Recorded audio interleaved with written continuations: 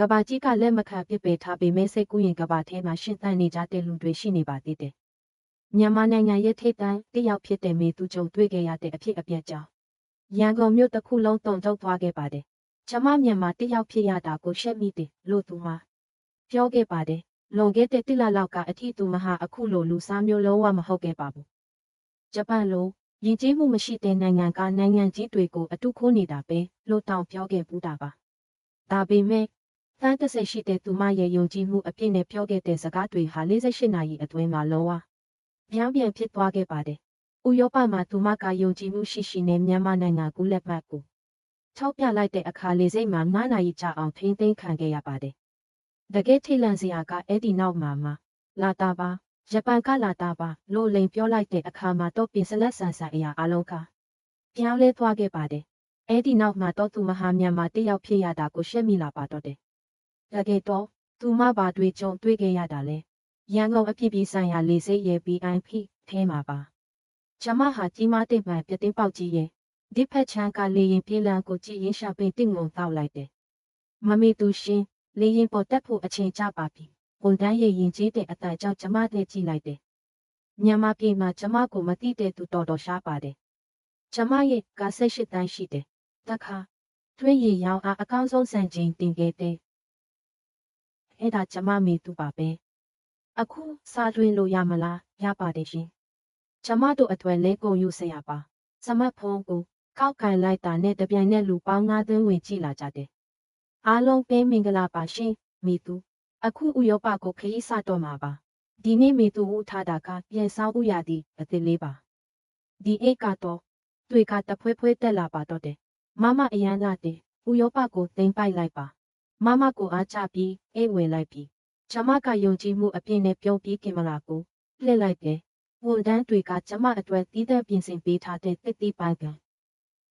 တီးတဲ့ကိပြီးတော့ကျမဘေးမှာစုပုံထားတဲ့အိတ်30လုံးဒီခရီးစဉ်ကထွက်တာတက်တော့မဟုတ်ပါဘူး။ဥရောပရဲ့အကောင်းဆုံးတွေနဲ့ပူးပေါင်းလှုပ်ဆောင်ဖို့တွေ့ရှိတယ်လို့ပါရီကပွဲတွေကိုလည်းတက်ရောက်ဖို့ရှိပါတယ်။ဟုတ်ပါတယ်အားလုံးကိုပြဖို့အတွက်အထူးတွေလည်းအများကြီးပြင်ဆင်ထားပါတယ်နော်။ဂိတ်တကားပွင့်တာနဲ့မြန်မာအမျိုးသားလေကြောင်းလိုင်းကဝန်တန်းတွေကတန်းစီပြီးကျမကိုကြိုဆိုကြတယ်။မမေသူရှင်ကျမတို့လေကြောင်းလိုင်းကိုအသုံးပြုတဲ့အတွက်ကျေးဇူးတင်ပါတယ်။လေရင်မှုကိုယ်တိုင်ကထွက်ပြီးလှုပ်ဆက်တယ်လို့လေရင်မဲတွေကလည်းကျမနဲ့အတူတူတပ်ပုံရိုက်ချင်ကြတယ်။ဒီလိုမျိုးဤဥကျေပေါ်မှုတွေကိုကျင့်သားရနေပေမဲ့စိတ်ထဲမှာတော့ကျေနပ်နေမိတော့ပါပဲ။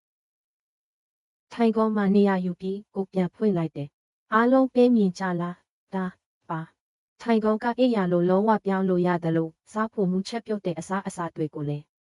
စားလို့ရပါတယ်။ပြီးတော့ကျမကပြတင်းပေါက်အပြင်ဘက်ကိုလည်းပြောထိုးပြလိုက်တယ်။မကြခင်မှာဒီလေရင်ကကျမကိုပါရီမြို့ကိုပို့ဆောင်ပေးတော့မှာပါ။ဥရောပဟာကျမရဲ့ကစားကွင်းဖြစ်လာမှာပါ။အဲ့ဒီမှာလည်းကျမကိုဘယင်မတပားလို့ဆက်ဆံကြမှာပါ။ဘာဖြစ်လို့လဲဆိုတော့ကျမကကင်မရာကိုတဲစိုက်ကြည့်လိုက်တယ်။ကျမကမြန်မာနိုင်ငံသူလေပိုက်ဆံလည်းရှိတယ်။သစ္စာလည်းရှိတယ်။အရေးအကြီးဆုံးကတော့ကျမမှာ18တန်းတောင်ရှိနေတာကိုတွေ့ကနောက်တစ်ခါပောက်ကွဲသွားတယ်။မကအကောင်းဆုံးပဲမြန်မာပြည်ရဲ့ကုန်ယူစရာဥရောပကိုသိမ့်ပိုက်ဖို့ဖိုက်တင်လေရင်မတက်ခင်ကိုပိတ်လိုက်ရေးကျမယုံကြည်နေခဲ့တယ်။ဥရောပမှာလည်းငါဟာအထူးအခွင့်အရေးတွေရပြီးအကောင်းဆုံးတွေကိုဖန်တီးနိုင်မှာပဲလို့ပေါ့။လေရင်မင်းရှင်ရှမ်ပိန်တစ်ခွက်လောက်ထပ်ပေးပါလား။ဟုတ်ကဲ့ပါမမေသူ။တောက်မလား။ဒါမှမဟုတ်လားရှင်။ပေးပါ။ရွှေဝါရောင်ရှမ်ပိန်တွေကဖန်ခွက်သေးကိုတပတ်စွာစီးဝင်လာတာကိုကြည့်ရင်ကျမတွေးနေမိတယ်။ဒီလောကမှာငါ့ကိုတားဆီးနိုင်တဲ့အရာ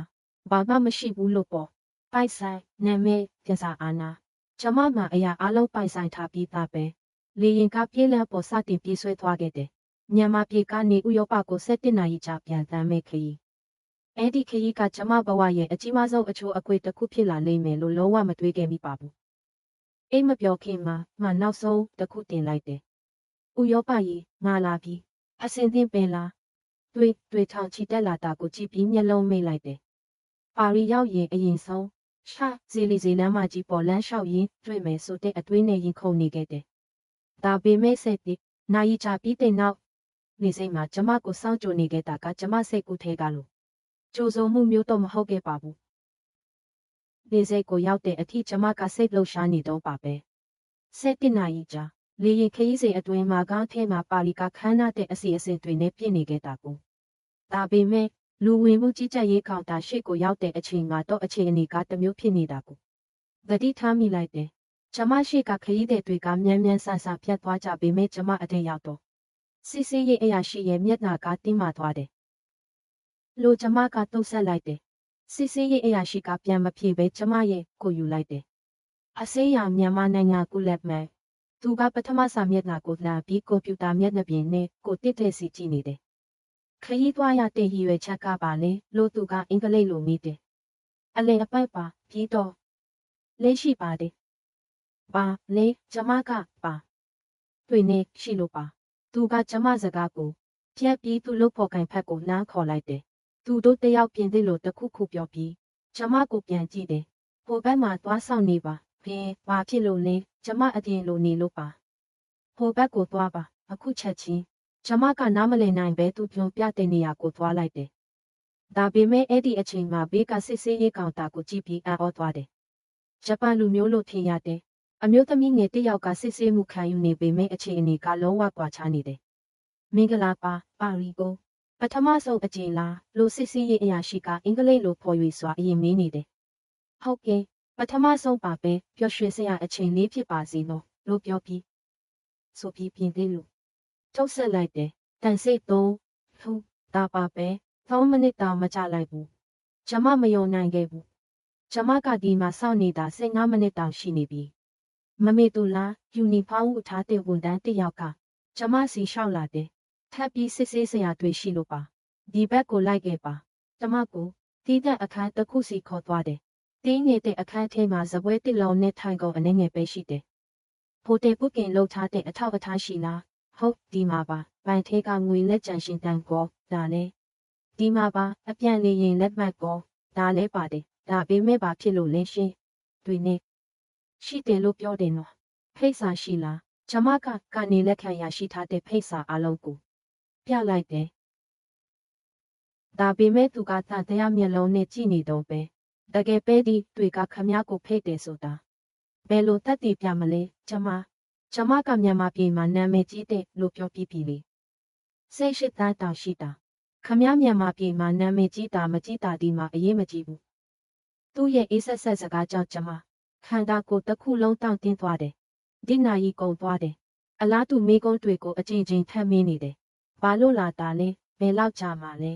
ဖိုက်ဆိုင်အလုံးအလောက်ပါရင်လားတကယ်ပြန်มาလားရသေးပေါက်အပြင်ဘက်မှာတခြားခရီးတွေကလွတ်လပ်စွာဖြတ်သန်းသွားလာနေတာကိုမြင်နေရတယ်အထူးသဖြင့်ဂျပန်လူမျိုးတွေကတကယ်ကိုမြန်မြန်ဆန်ဆန်ဖြတ်သွားကြတယ်အယောက်ကိုကြည့်လိုက်တာနဲ့သိနိုင်တယ်အနည်းရောက်ခံထားတဲ့လူတွေကအများအပြားပြဿနာမရှိပဲဖြတ်သွားကြတယ်ဘာဖြစ်လို့ကျမတယောက်တည်းဒီလိုဖြစ်နေရတာလဲလို့ကျမမခံနိုင်တော့ပဲမေးလိုက်တယ်လုံခြုံရေးအရာလှုပ်ဆောင်ရတာပါမြန်မာနိုင်ငံကူးလက်မှတ်ကင်ဆောင်သူတွေကထပ်တိုးစစ်ဆေးမှုတွေလိုအပ်လို့ပါလို့သူကမျက်နှာတင်နဲ့ပြန်ဖြစ်တယ်လူတရနာရီမှာကျမကသိနေတယ်ထိုင်ကုန်လေးပေါ်မှာထိုင်ဆောင်နေခဲ့တယ်ရေလဲစားတယ်အိမ်သားလဲသွားချင်းတယ်ဒါပေမဲ့မပြောရဲခဲ့ဘူးတတရနာရီမှာနောက်ဝန်ထမ်းတစ်ယောက်ရောက်လာပြီးကျမရဲ့အိတ်တွေအလုံးကိုဖွေခိုင်းတယ်ဒါတွေကဘာတွေလဲအိတ်တွေပါကျမပိုင်တာပါဖြေစာတွေပေါ်ဟုတ်ရှိပါတယ်တခုချင်းစီစစ်စစ်နေတဲ့သူတို့ကိုကြည်ရင်ကျမပထမဆုံးအချိန်အဆက်ရတယ်လို့ခန်းစားလိုက်ရတယ်တမကရာဇဝတ်ကောင်တစ်ယောက်လိုဖြစ်နေတယ်လို့ပဲစတုထနာရီမှာကျမကပင်ပန်းနွမ်းနေပြီးထိုင်ကုန်ပေါ်မှာနေကြနေခဲ့တယ်အဲ့ဒီအချိန်မှာဂျပန်မိသားစုတစ်စုကလူဝင်မှုကြီးကြပ်ရေးဂိတ်ကိုဖျက်သွားတာကိုမြင်လိုက်တယ်ကလေးတွေကရင်မောနေပြီးမိဘတွေကတော့အေးအေးဆေးဆေးအိတ်တွေကိုဆွဲနေကြတယ်စစ်ဆေးရေးအရာရှိကသူတို့ကိုလက်ပြထုတ်ဆက်နေတာကိုတောင်းမြင်လိုက်ရတယ်ကောင်းပြီဒီတစ်ခါတော့သွားခွေပြုလိုက်မယ်9နာရီကြာပြီးတဲ့နောက်မှာတော့နောက်ဆုံးမှာခွေပြုချက်ရခဲ့တယ်ဒါပေမဲ့သူတို့ကကျမရဲ့မှာတန်စိတ်သုံးထုပေးရင်ပြောလိုက်တဲ့စကားကိုတော့မမေ့နိုင်ဘူးနောက်တစ်ခါကြာရင်ပို့ပြီးခိုင်လုံတဲ့စာရွက်စာတမ်းတွေပြင်ဆင်လာခဲ့ပါမြန်မာနိုင်ငံကူးလက်မှတ်တွေကပြဿနာများလို့ပါကျမကလေးလံတဲ့ခြေတန်းတွေနဲ့ဂိတ်ကနေထွက်လာခဲ့တယ်စောင်းနေတဲ့ကားသမားကလည်းပင်ပန်းနေတဲ့ပုံပဲကျမရဲ့စမတ်ဖုန်းထဲမှာတော့ပရိသတ်တွေစီကစိုးရိမ်တဲ့စာတွေအများကြီးရောက်နေခဲ့တယ်မမဘာလို့အဆက်အသွယ်မရတာလဲဘာဖြစ်လို့လဲကဘယ်တော့လွင့်မှာလဲကားပေါ်ရောက်မှကျမပြန်စာပို့နိုင်ခဲ့တယ် တောင်းပန်ပါတယ်နော်လေစိတ်မှာနည်းနည်းချသွားလို့ပါဒါပေမဲ့အမှန်တရားကိုတော့မပြောနိုင်ခဲ့ဘူးမြန်မာနိုင်ငံရဲ့ထိတ်တန့်တယောက်ကလေစိတ်မှာ9 နာရီကြာအောင်ခြေချုပ်မိနေခဲ့တဲ့ဆိုတဲ့အဖြစ်ကိုပေါ့မြန်မာနိုင်ငံကုလက်မှတ်ကန်ထားတဲ့ဆိုတဲ့အကြောင်းပြချက်တစ်ခုတည်းနဲ့ပဲလေပါရီမြို့ရဲ့တပတ်တဲ့ညရှုခင်းတွေကကားပြတင်းပေါက်အပြင်ဘက်မှာတရိပ်ရိပ်ဖြတ်ပြေးသွားတယ်ဤဖိမျောစဉ်ရဲ့မိရောင်တွေကတောက်ပနေပေမဲ့ကျမရဲ့စိတ်ကတော့လေးလံနေစေပါပဲဒါဟာအစပဲရှိသေးတယ်ဆိုတာကိုကျမမသိခဲ့သေးဘူးနောက်တစ်နေ့မနေ့မှကျမကမနေ့ကမတိမျိုးစရာအတွေ့အကြုံကိုမေ့ပစ်ဖို့စောစောထားလိုက်တယ်ဒီနေ့အစီအစဉ်ကရှာဇီလီစီမှာဈေးဝယ်ထွက်ရင်းတွေ့ဖို့ပါအားလုံးပဲပါရီရဲ့မနက်ခင်းကိုရောက်ပါပြီရှင်လို့ကျမကကင်မရာရှေ့မှာတောက်ပစွာပြောပြလိုက်တယ်30မိနစ်အတွင်းမှာလူတစ်ပန်ဝင်ကြည့်လာတယ်ဒီနေ့တော့ကျဲဆိုင်ခွဲကိုသွားကြည့်မယ်ပြီးတော့နေကိုလဲသွားမယ်နော်ဟိုတယ်ကထွက်ပြီးရှာဇီလီစီဘက်ကိုဦးတည်ခဲ့တယ်လမ်းမကြီးကတကယ်ကိုတပပါတယ်ဒါပေမဲ့ဆိုင်ရှိကိုရောက်တဲ့အခါမပြောလင့်ထားတဲ့အဖြစ်အပျက်တစ်ခုဖြစ်ပွားခဲ့တယ်ကြိုတင်ပုတ်ကင်လှုပ်ထားပါသလားလို့အပေါက်ဝါကဝန်တန်းကမေးတယ်ပုတ်ကင်ဖေးရင်ဈေးဝယ်ဖို့ပဲလာတာပါတောင်းပန်ပါတယ်ပုတ်ကင်မပါဘဲဝင်လို့မရပါဘူးဟင်းဒါပေမဲ့ကျမနောက်ကနေအနောက်တိုင်းစုံတွေတစ်ထွေးရောက်လာတယ်အာဩဆရာကောင်းတာကဝန်တန်းကသူတို့ကိုပါမမေးပဲတကားဖွင့်ပေးလိုက်တယ်ဟိုလူတွေကပုတ်ကင်လှုပ်ထားတာလားဟာသူတို့ကပုံမှန်လာနေကြဖောက်တဲ့တွေပါလီနီမန်းတည်တာပါတယ်သူတို့ကဒီအတိုင်းပဲဝင်သွားတာလေကျမလည်းဝင်ကျင်ပါတယ်ကျမကမြန်မာပြည်မှာတင်စားရှိတယ်ခဏဆောက်ပါသူကနောက်ဝန်တန်းတစ်ယောက်ကိုခေါ်လိုက်တယ်သူတို့တစ်ယောက်ကကျမကိုအပေါ်အောက်ကြည့်ပြီးတိုးပြောနေကြတယ်မိနစ်30နေရင်ပြန်လာခဲ့ပါအခုဧည့်သည်များနေလို့ပါကျမစိတ်ပြတ်သွားပြီမဲ့ခဏတော့နောက်ဆုတ်လိုက်တယ်အနီးအနားကကဖေးမှာစောင့်ပြီးမိနစ်30ကြာတော့ပြန်သွားခဲ့တယ်ဒါပေမဲ့ဒီတစ်ခါတော့အကြောင်းပြချက်ကတမျိုးဖြစ်နေပြန်တယ်စနစ်စစ်ဆေးနေလို့ပါဘယ်တော့ပြီးမှလဲမသိပါဘူးနေလေလောက်ဖြစ်နိုင်ပါတယ်အဲ့ဒီအချိန်မှာဂျပန်လူမျိုးလို့ထင်ရတဲ့အမျိုးသမီးတစ်ယောက်ဆိုင်ထဲဝင်သွားတယ်ဝန်တန်းတွေရဲ့မျက်နှာက180ဒီဂရီပြောင်းလဲသွားတယ်ကြိုးစိုးပါတယ်ဒီနေ့ပစ္စည်းအသစ်တွေကြည့်မလားရှင်ဟုတ်ကဲ့နင်းနေလောက်ကြည့်ခြင်းလို့ပါကျမကိုယ်တိုင်လိုက်ပြပေးပါမယ်မယုံနိုင်စရာပဲကြည့်နေတဲ့ပရိသတ်တွေလည်းစိတ်အငှအရှက်ဖြစ်စားပြလာတယ်မမပါလို့ဝင်လို့မရတာလဲလူမျိုးရေးခွဲခြားတာမဟုတ်ဘူးလားအရန်ဆိုတာပဲကျမကင်မရာကိုပိတ်ပြီးဆိုင်ဘက်ကိုထွက်လာခဲ့တယ်ဒီတစ်ခါတော့ဝင်လို့ရခဲ့တယ်ဒါပေမဲ့ဆိုင်ထဲကဆက်ဆံရေးကပိုဆိုးခဲ့တယ်ကျမကအိတ်တစ်လုံးကိုကန်ကြည့်ဖို့လို့တော့ဝန်တန်းကချက်ချင်းရောက်လာတယ်မကန်ပါနဲ့ကြည့်မလို့ပါကြည့်ရုံပဲကြည့်ပါ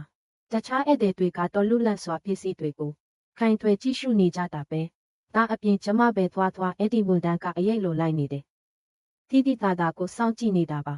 ဒါပဲလောက်လဲဈေးကြည့်ပါတယ်ဒါပဲပြန်ဖြစ်တယ်တိကျတဲ့ဈေးနှုန်းကိုတောင်းမပြောပြဘူးအဲ့ဒီအချိန်မှာခုနကဆိုင်မှာတွေ့ခဲ့တဲ့ဂျပန်အမျိုးသမီးဝင်လာတယ်အာဩဆရာကောင်းတာကမန်နေဂျာကိုတိုင်ထွက်လာပြီးထုတ်ဆက်တယ်မင်္ဂလာပါမတွေ့တာကြပြီနော်မင်္ဂလာပါဒီနေ့အမေအတွက်လက်ဆောင်လာဝယ်တာပါဟုတ်ပါသလားအထူးပစ္စည်းတွေပြပေးပါမယ် PIP အခန်းကိုကြွပါသမကအဲ့ဒီမြင်ကွင်းကိုကြောင်ပြီးကြည့်နေမိတယ်အာရှတိုက်သားအတူတူပဲကိုပါလို့ဒီလောက်ကွာခြားနေရတာလေမှလည်းဒီအတိုင်းပဲကျမဝင်သွားတော့ဝန်တန်းတွေကအချင်းချင်းမျက်ရည်ပြကြတယ်ဘာရှာနေပါတလဲလို့ပါဇက်ကပြောပေမဲ့မျက်နှာကတော့မြန်ထွက်သွားဆိုတဲ့ပုံစံဖြစ်နေတယ်လေးကြည့်ခြင်းလို့ပါပစ္စည်းမရှိတော့ပါဘူးတခြားအရာပေါ်ဒါလည်းမရှိတော့ပါဘူးဒါပေမဲ့ပြထားတဲ့စင်ပေါ်မှာတော့ပစ္စည်းတွေကအထင်အရှားရှိနေပါတယ်နေ့လေစားကြည့်ရောက်လို့အနီးကစားတော့ဆိုင်တစ်ဆိုင်ကိုဝင်လိုက်တယ်ဘုတ်ကင်လုပ်ထားပါသလားဟင်းဒါဆိုဟိုဘက်ကခုံမှာထိုင်ပါကြိုပြလိုက်တဲ့နေရာကအင်သားတကားရဲ့တဲ့မှာစားတော့ဆိုင်ကလူတစ်ဝက်တောင်မပြည့်သေးပဲနဲ့တခြားနေရာမရှိဘူးလားအားလုံးဘုတ်ကင်လုပ်ထားပြီးသားပါထမင်းစားနေတဲ့တခြားလုံးအင်သားတကားဖွင့်တန်ပိတ်တန်ကိုနားထောင်နေကြရတယ်ဒါပေမဲ့နောက်မှဝင်လာတဲ့အဲ့ဒီတွေကတော့ပြတင်းပေါက်နာကကောင်းတဲ့နေရာတွေမှာထိုင်နေကြတယ်ဘုတ်ကင်မပါဘဲနဲ့လေညနေပိုင်းမှာစိုက်တွေရှိတဲ့လမ်းကိုပြန်လျှောက်ခဲ့ပေမဲ့ဘယ်နေရာမှာမဆိုအလားတူဆက်ဆံရေးကိုပဲ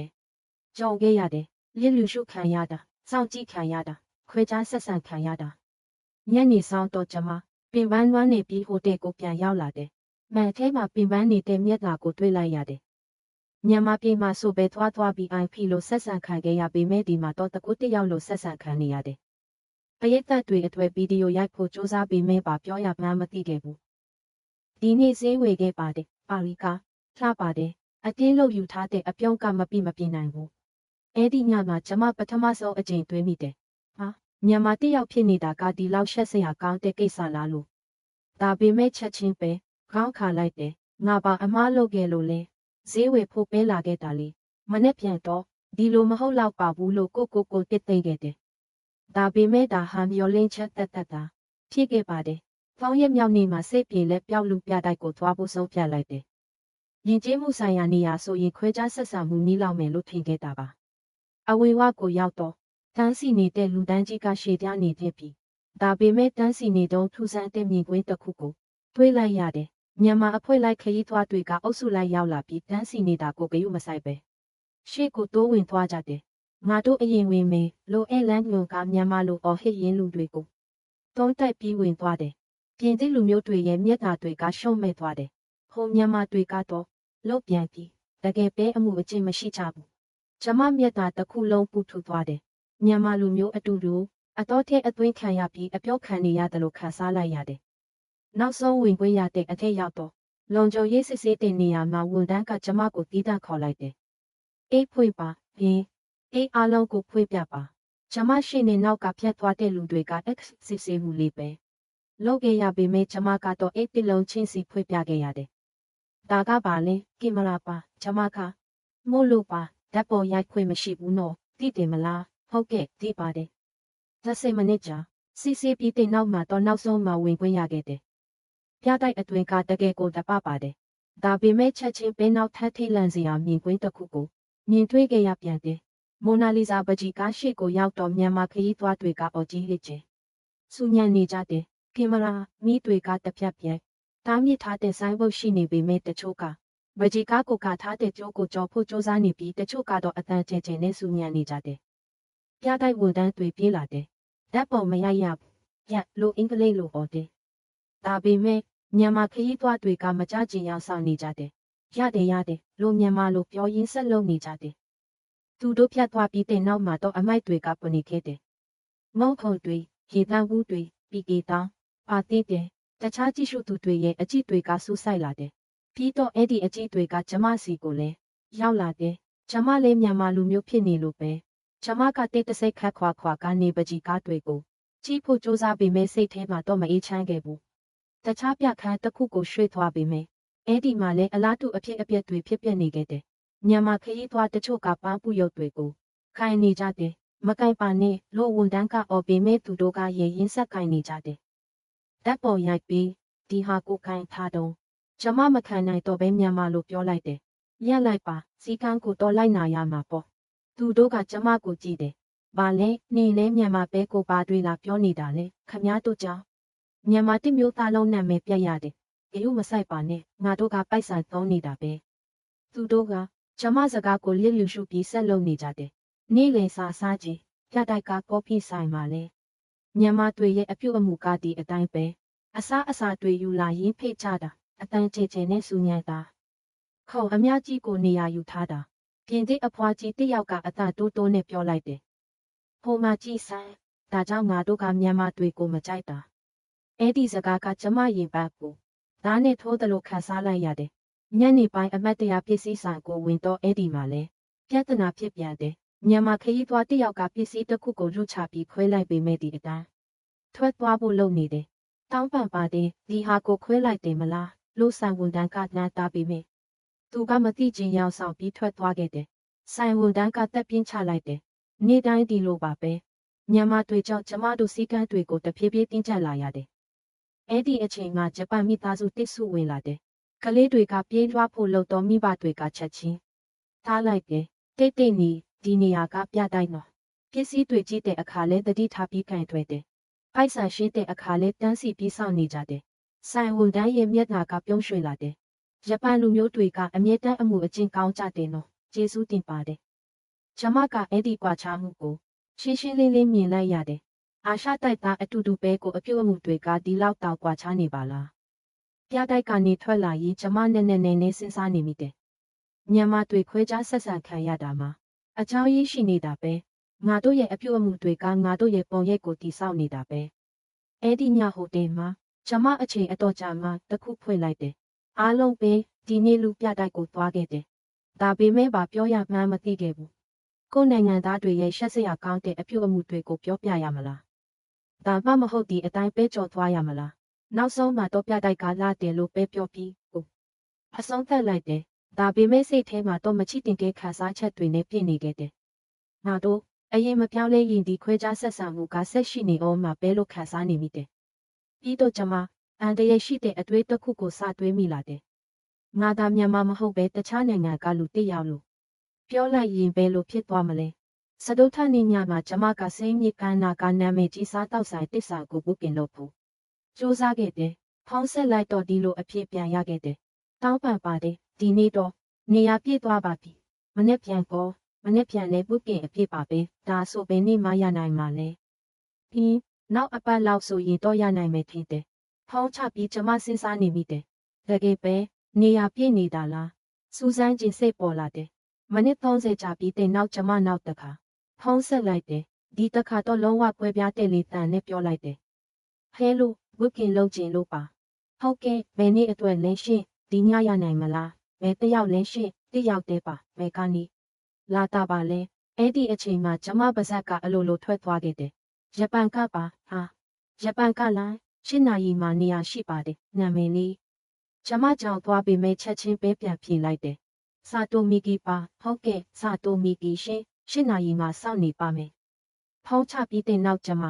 ထိတ်လန့်တုန်လှုပ်သွားတယ်တူမီတဲ့စားတောက်ဆိုင်တူမီတဲ့နီတူမီတဲ့အချင်းဂျပန်ကလာတယ်လို့ပြောလိုက်တာနဲ့ရုတ်တရက်နေရာရသွားခဲ့တယ်ည8 နာရီမှာကျမစားတောက်ဆိုင်ကိုရောက်သွားတယ်ဘုတ်ကင်လုပ်ထားတာလားရှင်းလို့ဝန်တန်းကမေးတယ်ဟုတ်ကဲ့စာတိုမီကီပါဟာဂျပန်ကကြွလာတာလားဒီဘက်ကိုကြွပါဝန်တန်းကကျမကိုပြတင်းပေါက်နာကအကောင်းဆုံးနေရာကိုပို့ပေးခဲ့တယ်စိမ့်မြစ်ကိုတစ်တဲမြင်နိုင်တဲ့ယုံမှန်တစ်ဆန်တဲ့နေရာလေးပါဝိုင်ညွှန်းပြရမလားရှင်းဟုတ်ကဲ့ပေးပါဂျပန်လူမျိုးတွေကြိုက်တတ်တဲ့ဝိုင်ကိုပြင်ဆင်ပေးပါမယ်ဝန်ဆောင်မှုကအပြစ်ပြောစရာမရှိအောင်ကောင်းမွန်ခဲ့တယ်ဝန်တန်းတွေကဖော်ရွေတယ်အစားအစာတွေကမြန်မြန်ထွက်လာတယ်ကြားထဲမှာလည်းအဆင်ပြေရင်လားလို့အကြိမ်ကြိမ်လာမေးကြတယ်ထမင်းစားနေရင်ကျမရဲ့စိတ်ထဲမှာတော့ရှုပ်ထွေးနေခဲ့တယ်ဒါဟာဂျပန်လူမျိုးတွေရရှိတဲ့ဆက်ဆံရေးလားငါလဲဒီလိုမျိုးဆက်ဆံရေးကိုခန်းစားလို့ရတာပဲအချို့ပွဲပါသုံးဆောင်မလဲရှင်းအကောင်းဆုံးတစ်ခုပေးပါကျမတို့ဆိုင်ရေးရှိပါတယ်ဒါပေမဲ့မိနစ်30လောက်စောင့်ရပါမယ်ရပါတယ်ဂျပန်လူမျိုးတွေကအမြဲတမ်းအချိန်ကိုတန်ဖိုးထားကြတာအရန်ကောင်းပါတယ်အချို့ပွဲဆောင်နေတော့ပြီးမြန်မာခရီးသွားတိစုထိုင်နေတာကိုတွေ့လိုက်ရတယ်ဒါပေမဲ့သူတို့ကိုဆက်ဆံတဲ့ဝန်ထမ်းရဲ့အမှုအရာကလုံးဝကွာခြားနေတယ်အော်ဒါကောက်တဲ့အခါလဲစိတ်မရှိတဲ့ပုံစံနဲ့အစားအစာတွေလည်းနောက်ကျမှထွက်လာတယ်ရှင်းတဲ့အခါဝန်ထမ်းကမေးတယ်ပါရီကိုပထမဆုံးအကြိမ်လားဟုတ်ကဲ့ပထမဆုံးပါဂျပန်လူမျိုးတွေကပါရီကိုတကယ်ချစ်ကြလို့ကျမတို့လည်းဝမ်းသာပါတယ်နောက်လဲလာခဲ့ပါဦးနော်စားတောက်ဆိုင်ကနေထွက်လာရေးကျမထူးဆန်းတဲ့ကျဉ်းနှံ့မှုကိုခံစားနေမိတယ်တချီတဲမှာပဲအပြစ်ရှိသလိုခံစားနေရတယ်နောက်တစ်နေ့မှာကျမပို့ပြီးရဲတင်းလာခဲ့တယ်ဆိုင်တစ်ဆိုင်ကိုဝင်ပြီးဝန်တန်းကမေးတဲ့အခါနောက်တစ်ခါလိန်ပြောလိုက်တယ်ဘယ်ကနေလာတာပါလဲဂျပန်နိုင်ငံတူဂျိုကပါပြင်စလက်ဆန်တဲ့အဖြစ်အပျက်တစ်ခုဖြစ်ပွားခဲ့တယ်မနေ့ကအထီးကျမကိုစောင့်ကြည့်နေခဲ့တယ်အဲ့ဒီဆိုင်မှာဝန်တန်းကကော်ဖီယူလာပေးခဲ့တယ်အေးဆေးကြည့်ပါတခုခုလိုရင်ခေါ်လိုက်ပါ BIMP အခန်းကိုခေါ်သွားတယ်ပစ္စည်းအသစ်တွေကိုအရင်ဆုံးပြပေးတယ်ရှော့ဈေးတောင်ပေးမယ်လို့ပြောခဲ့တယ်ဂျပန်ဧည့်သည်တွေအတွက်အထူးရှော့ဈေးပေးပါတယ်ကျမသဘောကျသွားတယ်ဒါငါလိုချင်ခဲ့တဲ့ဆက်ဆံရေးပဲဒါပေမဲ့မှန်ထဲမှာပေါ်နေတဲ့ကိုပုံရိပ်ကဘာကြောင့်မှမသိပြည့်ရွေးနေတယ်လို့ပဲငါကဘယ်သူလဲမေသူလားဒါမှမဟုတ်အတူအယောင်စာတိုမီကီလားဒီပတ်လုံးကျမကဂျပန်လူမျိုးတစ်ယောက်လိုဟန်ဆောင်နေခဲ့တယ်ပြတိုက်မှာဆိုဂျပန်ကျောင်းသားလေးတွေကတကယ်ပဲအမှုပညာကိုချစ်ကြတာနော်ကဖေးမှာဆိုဂျပန်လူမျိုးတွေကကော်ဖီယဉ်ကျေးမှုကိုကောင်းကောင်းသိကြတာပဲမှာဆိုဂျပန်ဖက်ရှင်ကတကယ်ပဲခေတ်မိတာပဲဘယ်သွားကြိုဆိုခံခဲ့ရတယ်ခွဲခြားဆက်ဆံမှုတွေပျောက်ကွယ်သွားတယ်လျစ်လျူရှုခံရတာမရှိတော့ဘူးတန်တရားမျက်လုံးနဲ့အကြည့်ခံရတာလည်းမရှိတော့ဘူးဒါပေမဲ့ဟိုတယ်ကိုပြန်ရောက်တိုင်းအပြစ်ရှိတဲ့စိတ်ကလွှမ်းမိုးလာတယ် လေညာမှုတွေကတဖြည်းဖြည်းကြီးထွားလာပြီးကျမကအတူအယောက်ကိုပိုင်လက္ခဏာကိုဆွေးလန်းသွားခဲ့တယ်။ဒီညနေဝိုင်ပါမှာဂျပန်လူမျိုးလို့ပြောလိုက်တော့ပိုင်ရှင်ကဂျပန်အရင်ယူလာပေးတယ်။ဂျပန်တငယ်ချင်းကလက်ဆောင်ပေးထားတာပါ။အတူတူတောက်ကြရအောင်။ဟာ။ဟုတ်ကဲ့။ဖန်ခွက်ကိုကန်ထားရင်ကျမလက်တွေတုံနေခဲ့တယ်။ဒီလေညာမှုကတစ်နေကြရင်ပေါ်သွားမှာပဲ။ဒါပေမဲ့မရတန်နိုင်ခဲ့ဘူး။မြန်မာလူမျိုးမိသူအနေနဲ့မရရှိနိုင်တဲ့လေးစားမှုနဲ့ကြိုးစိုးမှုကိုအတူအယောက်စာတိုမီကီကအလွဲတကူရရှိနေခဲ့တာကိုဒီပတ်ကြတဲ့အခါမှာတော့ကျမကလုံးဝလူတစ်ယောက်ဖြစ်သွားခဲ့တယ်။မနေ့အေးရထတာနဲ့ဂျပန်လူမျိုးစာတူမီကီဆိုတဲ့မြက်တဖုံးကိုအလိုလိုတက်လိုက်ပြီးညဟိုတယ်ပြန်ရောက်မှမြန်မာလူမျိုးမိသူအဖြစ်ကိုပြန်ရောက်တော့တယ်။အဲ့ဒီနေ့မှာရက်ဆိုင်ခွဲကိုသွားဖို့ဆုံးဖြတ်လိုက်တယ်။ဒီပတ်အကြကမြန်မာတစ်ယောက်အနေနဲ့သွားတော့ကအပေါက်ဝါမှာတားခံခဲ့ရတဲ့နေရာပါ။လိုဝန်တန်းကတုတ်ဆက်တယ်။မင်္ဂလာပါဘယ်ကနေလာတာပါလဲ။အခုတော့စကားလုံးတွေကအလိုလိုထွက်လာတယ်။ဂျပန်နိုင်ငံတိုကျိုကပါဝန်တန်းရဲ့မျက်နှာကချက်ချင်းဝေးပသွားတယ်။ဟိုဂျပန်ဧည့်သည်လားကြိုးစိုးပါတယ်။ဘာရှာနေပါတယ်လဲ။အေးကြည့်ခြင်းလို့ပါ။ဟုတ်ကဲ့ခဏဆောင်ပါ။သူကကျမကိုဒုတိယထပ်က BIP အခန်းကိုခေါ်သွားတယ်။ရှာဝေးနဲ့တွေ့ပြင်ဆင်ထားပေးတယ်။ဂျပန်ဧည့်သည်တွေကကျမတို့ကိုတကယ်ချစ်ကြလို့ကျမတို့ကလည်းအထူးအဖို့ကြည့်ပေါ်ပါတယ်။ဘယ်အယောင်ကြိုက်ပါတယ်လဲ။မန်နေဂျာကိုတိုင်ထွက်လာပြီးအိတ်အချို့ကိုပြပေးခဲ့တယ်။တာမန်ဧည့်သည်တွေကိုပစ္စည်းမရှိဘူးလို့ပြောခဲ့တဲ့အဲ့ဒီအိတ်တွေပါပဲ။ဒါကဒီရာဒီရဲ့။ပါဂျပန်မှာတောင်မရောက်သေးဘူးထင်တယ်။တကယ်လားဟုတ်ကဲ့ဂျပန်ဧည့်သည်တွေကိုပဲအထူးတီးတန်းအရင်ပြပေးတာပါဂျပန်လူမျိုးတွေကကျမတို့ပစ္စည်းရဲ့တန်ဖိုးကိုတကယ်သိကြလို့ပါကျမကကျင်းတဲ့စိတ်နဲ့အိတ်တွေကိုကြည့်နေမိတယ်ကော်ဖီထပ်တော့မလားဒါမှမဟုတ်ရှမ်ပင်လားရပါတယ်မလို့တော့ပါဘူးဂျပန်လူမျိုးတွေကအမြဲတမ်းသိချတတ်ကြတာအရင်ကောင်းပါတယ်မြန်မာဧည့်သည်တွေနဲ့တော့တခြားစီပဲအဲ့ဒီအချိန်မှာရင်ထဲတေးခနေဖြစ်သွားတယ်မြန်မာဧည့်သည်တွေကဘယ်လိုမျိုးလဲမန်နေဂျာကအတန်တိုးတိုးနဲ့ပြောလိုက်တယ်ရိုးရိုးသားသားပြောရရင်နည်းနည်းပင်ပန်းတယ်အမှုအကျင့်မကောင်းဘူးစူပြန်တယ်တိခါတလေပစ္စည်းခိုးဖို့တောင်စူးစမ်းတတ်ကြတယ်ဒါကြောင့်ကျမတို့ကပို့ပြီးတတိထားလာရတာပါကျမမျက်နှာတစ်ခုလုံးနှိရဲသွားတယ်ဒါပေမဲ့သူကကျမကိုဂျပန်လူမျိုးလို့ထင်နေတော့စကားဆက်ပြောနေတယ်တခါကမြန်မာဧည့်သည်တစ်ယောက်ကအိတ်ကိုကြည့်ပြီးပစ္စည်းအတူလို့ပြောခဲ့ဘူးတယ်သူကိုယ်တိုင်မြန်မာပြည်မှာဝယ်လာတဲ့အတူကပိုကောင်းတယ်တကယ်ကိုစိတ်ပြက်စရာပဲဟာဒါကြောင့်ကျမတို့ကအခုမြန်မာဧည့်သည်တွေကိုအထူးဆောင်ကြည့်စီမံခန့်ခွဲနေရတာပါတောင်းပန်ပါတယ်ဒါပေမဲ့မတတ်နိုင်ဘူးလေဒါပေမဲ့ဂျပန်ဧည့်သည်တွေကတော့မတူဘူးယုံကြည်လို့ရတယ်ကျမကအိတ်မဝယ်ပဲဆိုင်ထဲကထွက်လာခဲ့တယ်အရာကိုရှက်မိလို့ပါပဲညနေပိုင်းမှာကုံတိုက်ကိုသွားခဲ့တယ်အဲ့ဒီမှာပိုပြီးထိတ်လန့်စရာကောင်းတယ်အတွေ့အကြုံကိုကြုံခဲ့ရတယ်အလှကုန်ပစ္စည်းကောင်တာမှာပစ္စည်းကြည့်နေတော့တကယ်ဂျပန်လူမျိုးတစ်ယောက်နဲ့တွေ့ခဲ့တယ်။အိုးဂျပန်လူမျိုးလားရှင်ရုတ်တရက်ဂျပန်စကားတန်ကြောင်းကျမခန္ဓာကိုယ်တစ်ခုလုံးတောင့်တင်းသွားတယ်။ဟာဟုတ်ကဲ့တော့သေးတာပေါ့တစ်ယောက်တည်းခရီးထွက်နေတာလားကျမကယူပြီးပါကျမကမိပြီးပါဘယ်မှာနေတာလဲကျမကမှနေတာချွေးတွေဆိုးတက်လာတယ်ကျမကဘက်မှာပါဟာကောင်းတယ်နော်ဒါပေမဲ့အတန်ထွက်ကနည်းနည်းထူးဆန်းတယ်နော်နိုင်ငံခြားမှာကြီးတာလားဟာ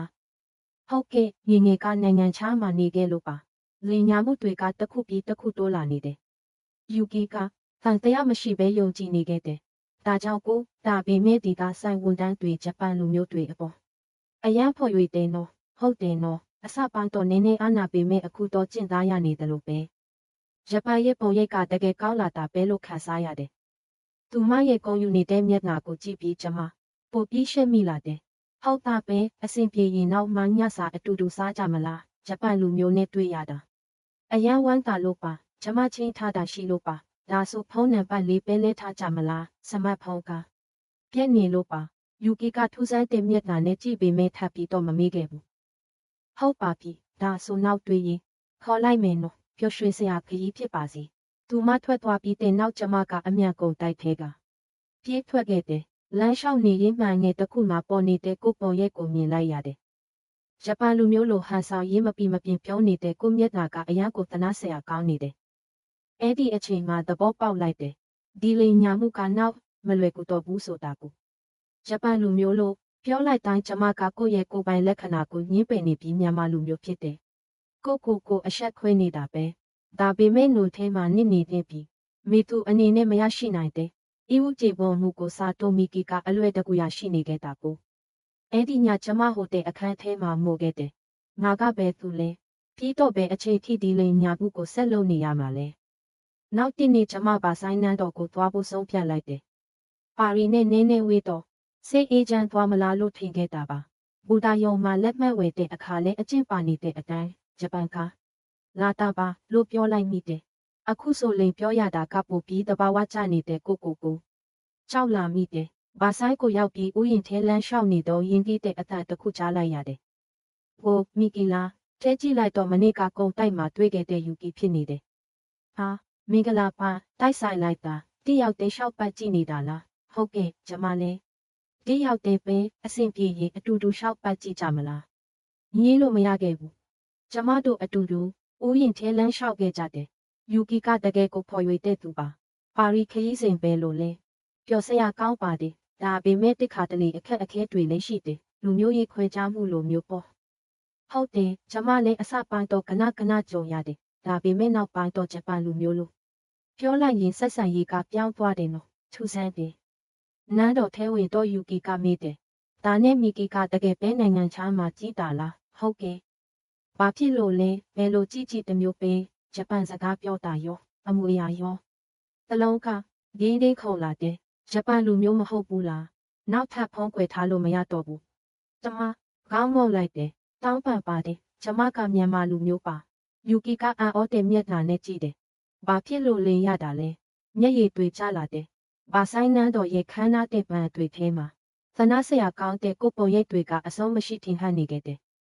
မြန်မာလူမျိုးလို့ပြောလိုက်ရင်အားလုံးကလျက်လျူရှုပြီးခွဲခြားဆက်ဆံကြတယ်ယူကီကကနတာတိတ်ဆိတ်သွားတယ်ပြီးတော့တိုးလေးမေးလိုက်တယ်အရန်ပင်ပန်းခဲ့မှာပဲနော်ဟုတ်ကဲ့တကယ်ကိုပင်ပန်းခဲ့ပါတယ်လူသားအတူတူပဲကို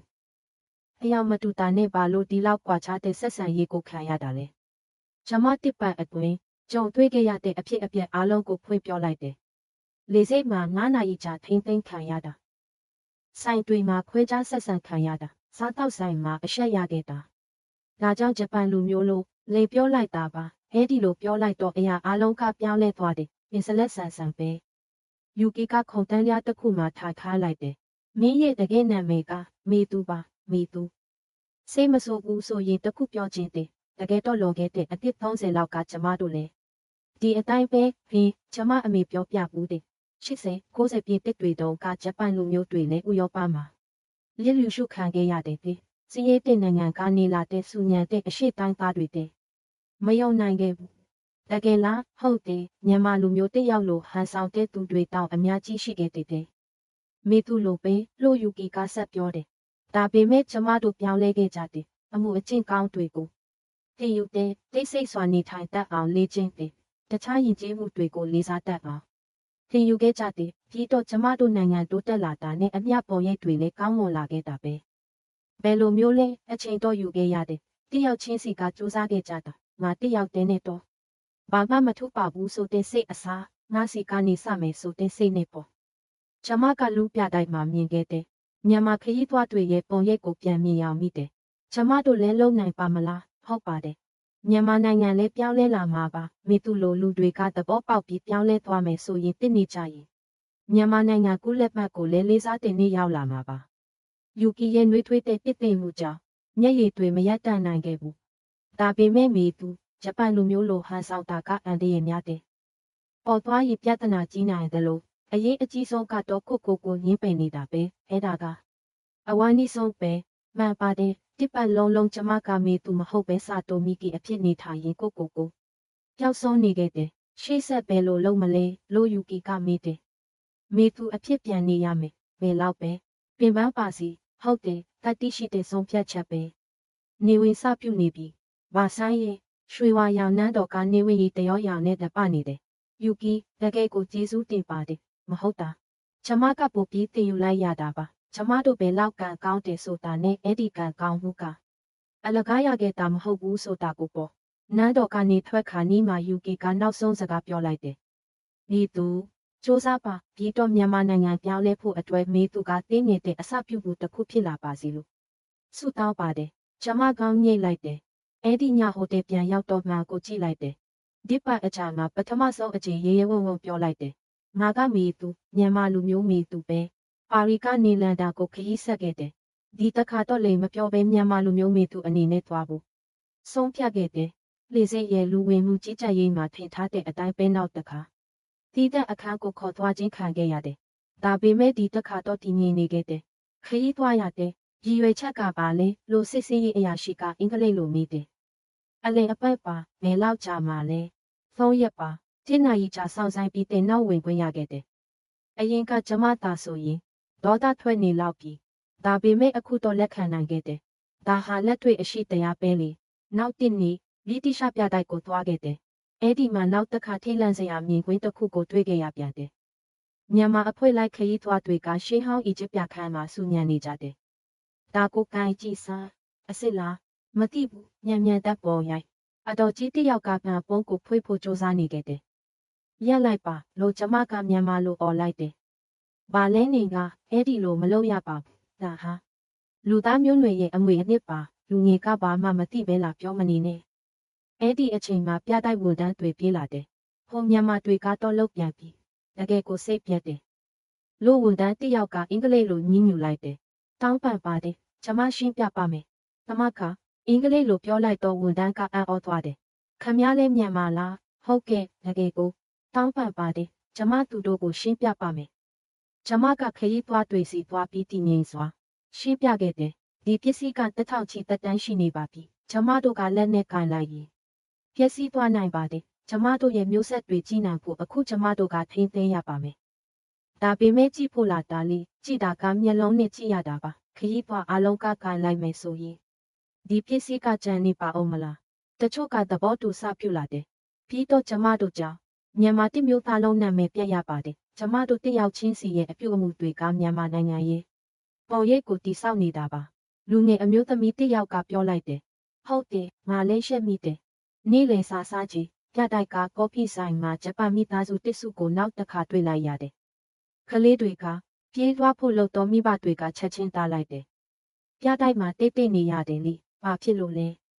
တခြားသူတွေကိုအငေါ့အရှက်ဖြစ်လို့ပေါ့ပြီးတော့ငါတို့နိုင်ငံရဲ့ပုံရိပ်ကိုလည်း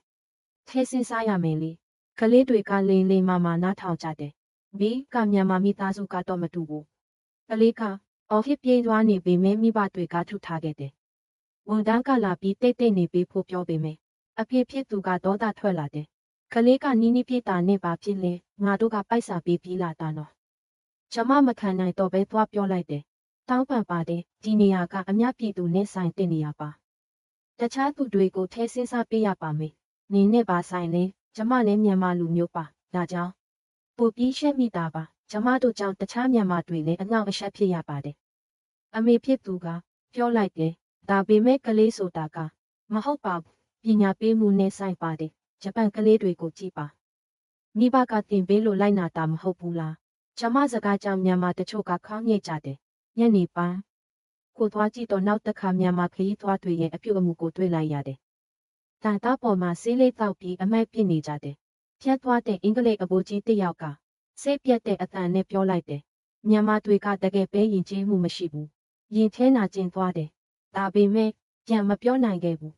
မျက်စိရှိမှဖြစ်ပျက်နေတဲ့အဖြစ်အပျက်ပဲလေညဟိုတယ်ပြန်ရောက်တော့အချိန်အတော်ကြာမှတခုဖွင့်လိုက်တယ်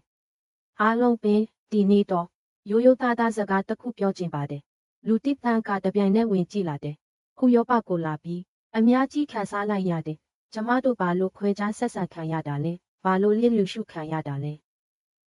တွေကဆူညံသွားတယ်သူတို့ကလူမျိုးရေးခွဲခြားတဲ့သူတွေမို့လို့ပေါ့ပိုက်ဆိုင်ရှိတဲ့ငါတို့ကိုမနာလို့ဖြစ်နေတာမဟုတ်ပါဘူးကျမတို့ရဲ့အပြုအမူတွေကြောင့်ပါကျမမျက်မြင်တွေ့ခဲ့ရတဲ့အဖြစ်အပျက်အလုံးကိုရိုးရိုးသားသားပြောပြခဲ့တယ်တမ်းမစီတာဆူညံတာစီကမ်းမလိုက်နာတာအဲ့ဒီလိုအပြုအမူတွေစုပေါင်းပြီးမြန်မာလူမျိုးအပေါ်ထားတဲ့ပုံရိပ်ကိုတိဆောက်လိုက်တာပါကန့်ကွက်တဲ့တွေလည်းအများကြီးရှိခဲ့တယ်ဒါပေမဲ့ငါတို့ကပိုက်ဆံသုံးနေတာလေအနောက်တန်းကိုဖားလုံးတာမဟုတ်ဘူးလားဒါပေမဲ့ထောက်ခံတဲ့တွေလည်းရှိခဲ့တယ်မှန်တယ်ကျမလည်းနိုင်ငံခြားမှာရှက်စရာကောင်းတဲ့အတွေ့အကြုံကြုံဘူးတယ်ငါတို့အရင်ပြောင်းလဲရမယ်အားလုံးပဲဂျပန်နိုင်ငံလဲလွန်ခဲ့တဲ့အနှစ်30လောက်ကကျမတို့လိုပဲတဲ့ဒါပေမဲ့သူတို့ပြောင်းလဲခဲ့ကြတယ် ဒီရောက်ချင်းစီကစ조사ပြီးနိုင်ငံရဲ့ပုံရိပ်ကိုပြောင်းလဲခဲ့ကြတာပါကြည်နေတဲ့လူတွေကအလေးအနက်ထားလာကြတယ်ကျမတို့လည်းလုံနိုင်ပါတယ်ငါစီကနေအခုကစပြီးစလုပ်ရုံပါပဲတန်းစီတာတိတ်တိတ်နေတာအမိုက်ကောက်တာဒီနေတဲ့အရာတွေကနေစပြီးပေါ့အဲ့ဒီနေ့ကတစ်နာရီချခဲ့တယ်ပထမဆုံးအချိန်ပစ္စည်းမရောက်ခဲ့ဘူးကြော်ညာမလုပ်ခဲ့ဘူးအမှန်တရားကိုပဲပြောခဲ့တာပါပိတ်ပြီးရသေးပေါက်အပြင်ဘက်ကိုကြည့်လိုက်တယ်လန်ဒန်ရင်ညရှုကင်းကတပနေခဲ့တယ်မနေ့ပြန်ရောမကိုသွားမယ်ပြီးတော့ရဲ့အနေငယ်ချရင်မြန်မာပြည်ပြန်မယ်ဒါပေမဲ့ကျမကအရင်ကကျမမဟုတ်တော့ဘူး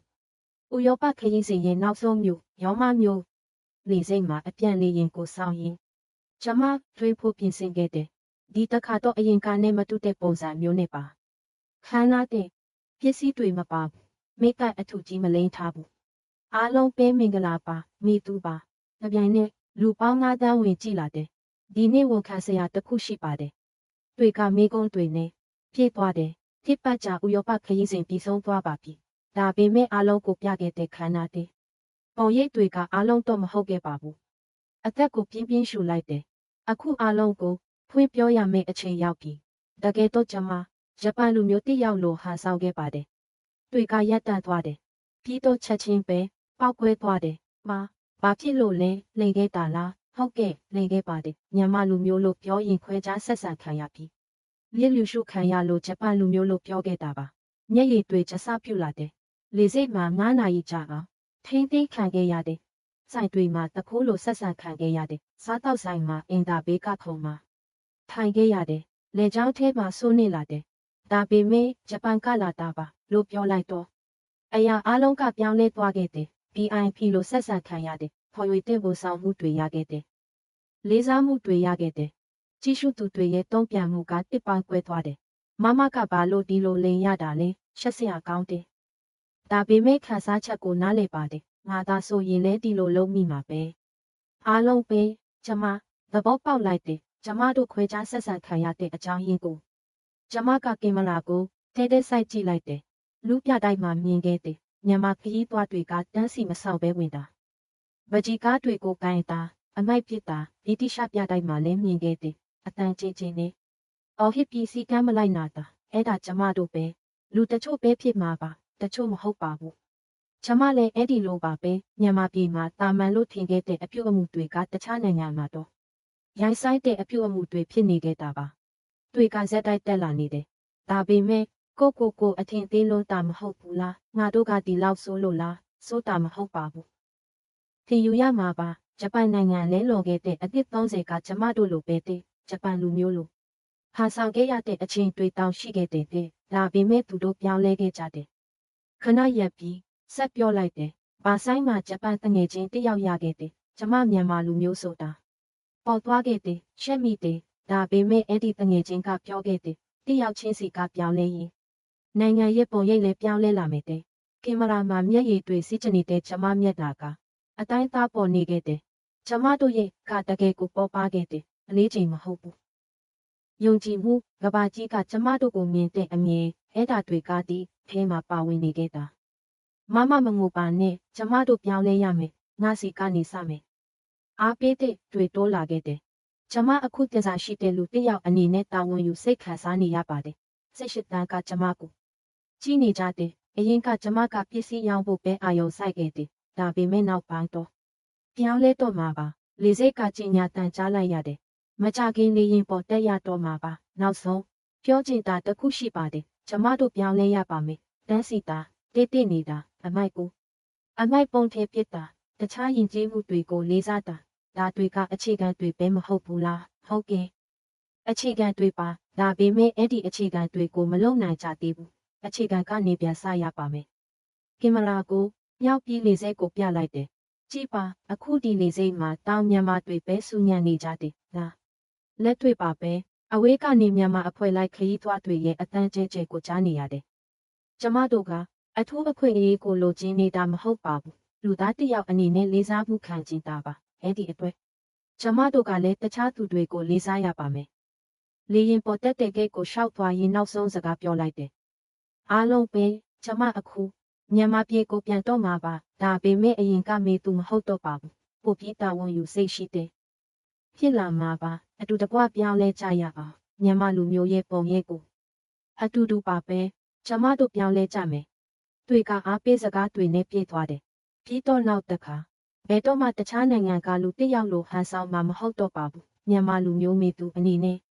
ရဲရဲဝံ့ဝံ့ရှင်တန်သွားမှာပါခွဲခြားဆက်ဆံခံရပါစီလျလူရှုခံရပါစီလေရင်ပေါ်မတက်ခင်နောက်ဆုံးကင်မရာကိုကြည့်လိုက်တယ်ဒီနေ့ကြာရင်ကျမတို့လဲကြိုးစိုးခံရတဲ့နေ့ရောက်လာမှာပါကျမတို့ကပဲဖန်တီးသွားရမှာပါအဲ့ဒီအနာဂတ်ကိုပိတ်လိုက်တယ်ကြည့်ရှုသူအရေးအတွက်ကတန်း30ကျော်လူနီးပါဖြစ်နေခဲ့ပြီးလေရင်ထိုင်ကုန်မှထိုင်ပြီးပြတင်းပေါက်အပြင်ဘက်ကိုကြည့်လိုက်တယ်ရောမမျိုးရင်ရှုကင်းကထုတ်ဆက်နေတယ်လို့ပဲလေရင်မဲတစ်ယောက်ရောက်လာတယ်ဘာတော့မလဲရှင်ဟုတ်ကဲ့ရီတန့်ပေးပါမြန်မာလူမျိုးလားတက်တောင့်တက်တာခရီးဖြစ်ပါစေနော်သူမရဲ့မျက်နှာမှာတတိထားတဲ့အရေးအယောင်တွေရှိနေသေးပေမဲ့ကျမကပြောပြလိုက်တယ်ဒီနေ့ကြာရင်ပြောင်းလဲလာမှာပါငါတို့ကပြောင်းလဲမှာပဲရှေ့ထားတဲ့လေရင်ခရီးစဉ်စတင်ခဲ့ပြီဒါပေမဲ့ဒီတစ်ခါတော့မကြောက်တော့ဘူးပို့ပြီးစိတ်လှုပ်ရှားနေခဲ့တယ်ပြန်ရောက်ရင်လှုပ်ရှားတွေအများကြီးရှိနေတာပို့ရန်ကုန်အပြည်ပြည်ဆိုင်ရာလေဆိပ်ကိုရောက်တဲ့အခါမမျှော်လင့်ထားတဲ့မြင်ကွင်းတစ်ခုကိုတွေ့လိုက်ရတယ်ပရိသတ်ရပေါင်းများစွာကစမ်းပုတ်တွေကင်ပြီးဆောင်နေကြတယ်မမီသူတတိရှိတဲ့ဝန်ခံမှုအတွက်လေးစားပါတယ်အတူတကွပြောင်းလဲကြမယ်ညမပုံရိပ်ယူသားတယ်မိသူမျက်ရည်တွေကျလာတယ်ကျမရဲ့ဝန်ခံမှုကအပြစ်တင်ခံရမယ်လို့ထင်ခဲ့တာအခုတော့အားပေးခံနေရပါလားအမကျမတို့လည်းနိုင်ငံခြားမှာတတိထားပါမယ်လို့လူငယ်ပရိသတ်တစ်ယောက်ကပြောလိုက်တယ်အိမ်ပြန်ရောက်တဲ့လမ်းမှာစမတ်ဖုန်းကိုစစ်ကြည့်တော့စာတွေထောင်ချီရောက်နေခဲ့တယ်အဲ့ဒီထဲကတစ်ခုကမျက်စိထဲဝင်လာတယ်နေသူယူကီပါကြည့်လိုက်တယ်တကယ်ကိုတတိရှိတဲ့ဝန်ခံမှုပဲနော်အားပေးနေပါတယ်ဘာဆိုင်မှာတွေးခဲ့တဲ့ဂျပန်တငယ်ချင်းယူကီစီကပါနောက်တစ်နေ့မှာကျမအသစ်တစ်ခုစတင်ခဲ့တယ်အတူတကွပြောင်းလဲချဆိုကျမတို့ရဲ့အမှုအချင်းများဆိုတဲ့နိုင်ငံခြားခရီးသွားကိုတင်ပေးတဲ့ပါပထမအပိုင်းကတန်းစီခြင်းအကြောင်းပါအားလုံးပဲတန်းစီတယ်ဆိုတာကစီကန်းတစ်ခုတတ်မဟုတ်ပါဘူးအချင်းချင်းလေးစားမှုပြတဲ့ဖော်ပြချက်တစ်ခုပါတုံ့ပြန်မှုကပောက်ကွဲသွားခဲ့တယ်ဒီရဲ့အတွင်းမှာကြည့်ရှုသူအရေးအတွက်ကတန်း90ကျော်သွားခဲ့တယ်ဒုတိယအပိုင်းကအများပြည်သူနေရာမှာတိတ်ဆိတ်စွာနေထိုင်ခြင်းတတိယအပိုင်းကအမိုက်ဆုံးပြခြင်းတွေ့တက်လာခဲ့တယ်ဒါတွေကတာမန်အရာတွေပဲကိုဘာလို့မသိခဲ့ရတာလဲနောက်ဆိုတတိထားပါမယ်ကိုကလေးကိုလည်းတင်ပေးမယ်ဒီလအကြမှာအော်ဆရာကောင်းတဲ့စာတစ်ဆောင်လက်ခံရရှိခဲ့တယ်မမေသူရှင်မြန်မာနိုင်ငံခရီးသွားလုပ်ငန်းဝန်ကြီးဌာနမှယဉ်ကျေးသောခရီးသွားလှုပ်ရှားမှုအတွက်တမန်အဖြစ်တာဝန်ယူပေးပါရန်ဖိတ်ခေါ်အပ်ပါသည်တရားဝင်အတိအမှတ်ပြုခံခဲ့ရတာပါပဲလှုပ်ရှားမှုစတင်ပြီးတနိုင်ငံလုံးလှည့်လည်ဟောပြောပွဲတွေလုပ်ခဲ့တယ်အားလုံးပဲကျမတို့တယောက်ချင်းစီကမြန်မာနိုင်ငံရဲ့မျက်နှာပါနိုင်ငံခြားမှာကျမတို့ရဲ့အပြုအမူတစ်ခုချင်းစီကမြန်မာလူမျိုးဆယ်လီတိုင်းရဲ့ပုံရိပ်ကိုတည်ဆောက်နေတာပါရန်ကုန်တက္ကသိုလ်ကဟောပြောပွဲမှာကျောင်းသားတစ်ယောက်ကမေးခဲ့တယ်ဒါပေမဲ့အနောက်တိုင်းစံနှုန်းတွေကိုလိုက်လုံးတာမဟုတ်ဘူးလားမဟုတ်ပါဘူးဒါဟာအနောက်တိုင်းအရှေ့တိုင်းပြဿနာမဟုတ်ပါဘူးလူသားတစ်ယောက်ရဲ့အခြေခံယဉ်ကျေးမှုပြဿနာပါတခြားသူကိုထည့်စဉ်းစားပေးတာလေးစားတာကဘယ်ယဉ်ကျေးမှုမှမဆိုအရေးကြီးပါတယ်6လကြာသွားခဲ့တယ်ပါရီကဟိုတယ်ဝန်ထမ်းတစ်ယောက်စီကစာတစ်ဆောင်ရောက်လာခဲ့တယ်မမေသူရှင်းနောက်ပိုင်းမြန်မာခရီးသွားတွေအရန်ပြောင်းလဲလာကြတယ်တိတ်ဆိတ်ပြီးယဉ်ကျေးလာကြတယ်ခမည်းရဲ့လှုပ်ရှားမှုကြောင့်လို့ထင်ပါတယ်ရင်ထဲနှွေးထွေးသွားတယ်တင်းငယ်တဲ့ပြောင်းလဲမှုတွေစတင်နေခဲ့ပြီလအနေနဲ့ကြာပြီးတဲ့နောက်ကျမနောက်တစ်ခါဥရောပကိုခရီးထွက်ခဲ့တယ်ဒီတစ်ခါတော့မှတ်တမ်းရုပ်ရှင်ရိုက်ကူးဖို့ပါပါရီလေဆိပ်ရဲ့လူဝင်မှုကြီးကြပ်ရေးကောင်တာရှိမှရက်လိုက်တယ်ရည်ရွယ်ချက်ကလိုစစ်စစ်ရေးအရာရှိကအင်္ဂလိပ်လိုမိတယ်မှတ်တမ်းရုပ်ရှင်ရိုက်ကူးဖို့ပါစစ်စစ်ရေးအရာရှိကကျမမျက်နှာကိုကြည့်ပြီးပြောလိုက်တယ်ဟာခမည်းကအဲ့ဒီနာမည်ကြီးမေသူပဲနော်ကြိုးစိုးပါတယ်တန်စိတ်သုံးထို့9မိနစ်နဲ့ဖြတ်တန်းခွင့်ရခဲ့တယ်မယုံနိုင်ခဲ့ဘူးမြန်မာနိုင်ငံကူးလက်မှတ်နဲ့ဒီလောက်မြန်ဖြတ်တန်းခွင့်ရလိမ့်မယ်လို့ရှာဇီလီဇီကဇန်လွန်ခဲ့တဲ့လအနေငယ်ကကျမကိုဝင်ခွင့်ရင်းခဲ့တဲ့အဲ့ဒီနေရာကိုနောက်တစ်ခါသွားခဲ့တယ်ကြိုးစိုးပါတယ်ရှင်လိုဝန်တန်းကတောက်ပစွာတုတ်ဆက်တယ်ပြီးခဲ့တဲ့တစ်ကလဲလာခဲ့သေးတယ်မလားဟုတ်ကဲ့လာခဲ့ပါတယ်တောင်းပန်ပါတယ်အဲ့ဒီတုန်းကမြန်မာဧည့်သည်တွေနဲ့ပတ်သက်ပြီးမကောင်းတဲ့အဖြစ်အပျက်တွေများနေလို့ပါဒါပေမဲ့နောက်ပိုင်းတော့တကယ်ကိုပြောင်းလဲလာကြပါတယ်ပြောင်းလဲမှုကတကယ်ကိုဖြစ်ပျက်နေခဲ့ပြီ အဲဒီညဟိုတယ်မှာတစ်ခုဖွင့်လိုက်တယ်အားလုံးပဲလအနေငယ်အကြာမှာပါရီကိုနောက်တစ်ခါရောက်လာခဲ့ပါတယ်ပြီးတော့အံ့ဩစရာကောင်းတယ်ပြောင်းလဲမှုတစ်ခုကိုမျက်မြင်တွေ့ခဲ့ရပါတယ်လူပေါင်း30ကြည့်ရှုနေခဲ့တယ်ကျမတို့ပြောင်းလဲတဲ့အခါကဘာကြီးကကျမတို့ကိုမြင်တဲ့အမြင်နဲ့ပြောင်းလဲလာပါတယ်လမ်းကတော့ရှေ့ပြားနေသေးပေမဲ့ကျမတို့လမ်းမှန်ပေါ်ကိုရှောက်နေကြပါပြီတွေ့မှာကုန်ယူမှုတွေနဲ့ပြည့်ပြည့်နေခဲ့တယ်ငါတို့လုံနိုင်ခဲ့တယ်ရှေ့ဆက်ပြီးစ조사ကြမယ်မြန်မာလူမျိုးတစ်ယောက်အနေနဲ့ကုန်ယူတယ်ကိုပိတ်ပြီးပြတင်းပေါက်အပြင်ဘက်ကိုကြည့်လိုက်တယ်ဤဖိမ်ပြုံစင်ကတောက်ပနေတယ်လအနေငယ်အကြာကဒီနေရာမှာကျမကမြန်မာလူမျိုးဖြစ်ရတာကိုရှက်မိခဲ့တယ်ဒါပေမဲ့အခုတော့မတူတော့ဘူးမြန်မာလူမျိုးမိသူအနေနဲ့ကျမကစ조사သွားမှာပါကျမတို့ရဲ့ခတကယ်ကိုလေးလံလာမယ့်နေ့အထိယုံကြည်မှုနဲ့လေးစားမှုတွေနဲ့လေးလံလာမယ့်နေ့အထိပေါ့အထက်ပါဇာလန်ဒီမြန်မာနိုင်ငံဤထိပ်တန်းတိပူဥရောပတွင်ကြုံတွေ့ခဲ့ရတော့ခွေးကြားဆက်ဆံမှုနှင့်နားလေသဘောပေါက်မှုဇာလန်တစ်ပုဒ်ဖြစ်ပါသည်လူတိဦးဤတတ်တိရှိသောဝန်ခံမှုကလူအများဤအသည့်အမြင်ကိုပြောင်းလဲစေပြီးနောက်ဆုံးတွင်နိုင်ငံတနိုင်ငံဤပုံရိပ်ကိုပင်ပြောင်းလဲစေခဲ့သည့်အံ့ဩဖွယ်ခရီးလမ်းတစ်ခုဖြစ်ပါသည်တင်တို့ရောဒီဇာလန်ကိုကြားပြီးဘယ်လိုဖြစ်မြင်မိပါသလဲကျို့နှုတ်တို့လည်းနိုင်ငံခြားတွင်မိမိနိုင်ငံကိုကိုစားပြုသည်ဟူသောစိတ်ဖြင့်ပြုမှုနေထိုင်ပါကပုံမကုန်ယူဖွယ်ကောင်းသောနိုင်ငံတစ်ခုဖြစ်လာနိုင်မည်မဟုတ်ပါလားယနေ့ဇာလန်ကိုသဘောကျတစ်သက်ပါကတင်လုပ်ပေးကြပါရန်တောင်းဆိုအပ်ပါသည်ပြီးတော့ဒီဗီဒီယိုကိုတင်ပတ်ဝန်းကျင်ရှိလူများချင်းမျှဝေပေးပါတင်းငယ်သောအသည့်အမြင်ပြောင်းလဲမှုတစ်ခုကကြီးမားသော